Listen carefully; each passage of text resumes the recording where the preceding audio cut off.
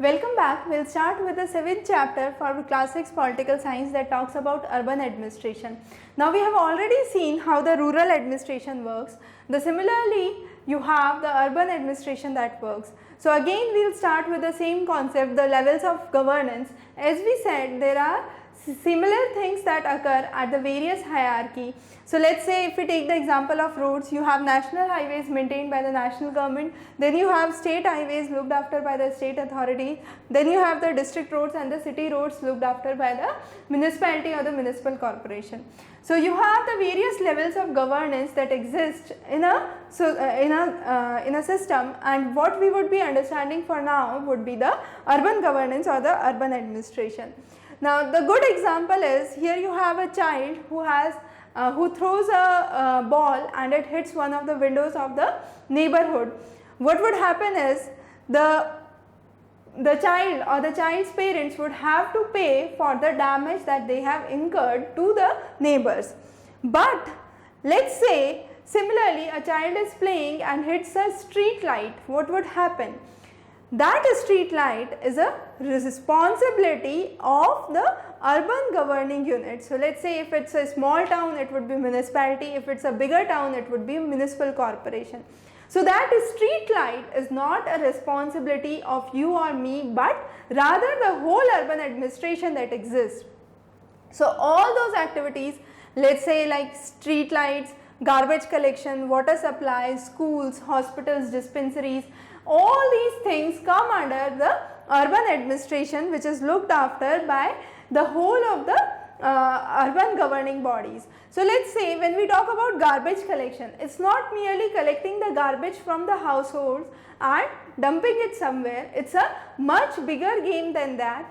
So what would happen if you have garbage that's lying open in the open areas? It would invite various flies or insects. It would serve as a breeding ground for various mosquitoes, ultimately leading to various kinds of diseases in the region. So the first thing is removing the garbage from the public areas.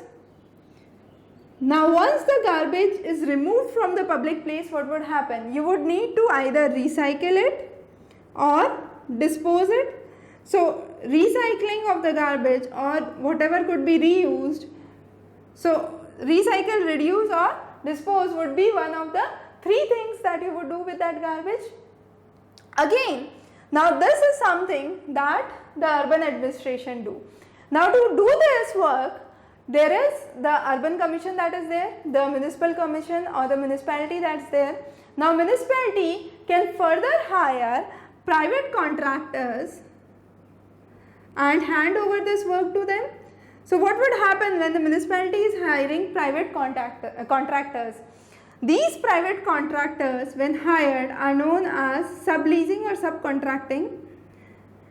Now when hired, they would have their own people who would work around these problems. So when they have their own people who are working around this problem, they would have to pay less. So that's one thing that the private contractors do. They would pay less. Again, there would be no well-defined safety measures. And finally, there would be lack of job security. So if the commission hires the people directly, they would definitely pay more. They would provide better job security and there would be kind of standard safety measures. But what actually happens is you have the private contractors that get these works, and these private contractors, when they are hired, we call this as subcontracting. So this is happening, let's say for garbage collection, for lighting, for water supply, whatever is difficult to be managed by the administration, they hand over to the private contractors the same thing.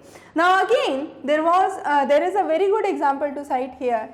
The Surat plague that occurred in 1994, what was the cause? The only cause was the dirtiness in the city. So once it was revealed that this plague is spreading at a fast pace and there is acute problems that the city could witness, the district collector immediately took steps to work around this issue, and now Surat comes among one of the cleanest cities of the country. So these are some of the efforts that are done on behalf of the urban governing bodies. Now you have the various levels under which you can divide an urban area. So let's say if we talk about the 4 metropolitans, the Delhi, Bombay, Calcutta and Chennai, all these 4 would fall under the category of municipal corporations, or they would have their own Mahanagarpalikas. So you have all the major cities like Ahmedabad again would have a kind of municipal corporation because these are bigger cities.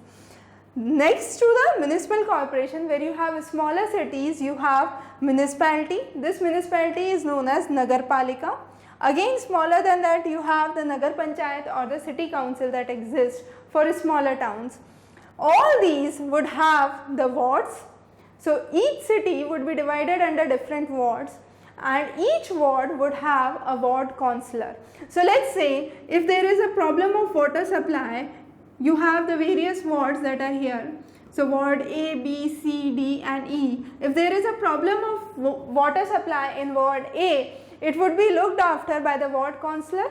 However, if there is a problem of water supply throughout the city, all these ward councillors would have a meeting at the Mahanagarpalika or the Nagarpalika, whatever level of the city it is, and then they would have a final decision to work around, and then you would have the powers or the benefits that would be percolated to each of the wards individually. The next is, how does the money come from for running the urban administration? Now there are various collection of taxes that occur at the municipality level or the municipal corporation level.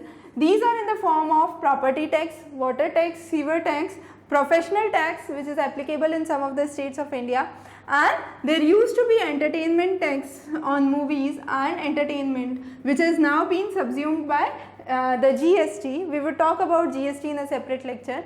So for now, what is important to understand is there are various types of taxes through which the municipality generates the source of revenue, and that revenue that municipality generates is used for the various works of the municipality. Besides that, there are other funds coming in from the state government and the central government for the benefit of the various municipalities. We will be covering more chapters in NCERT Political Science in the upcoming lectures. Have a good day ahead.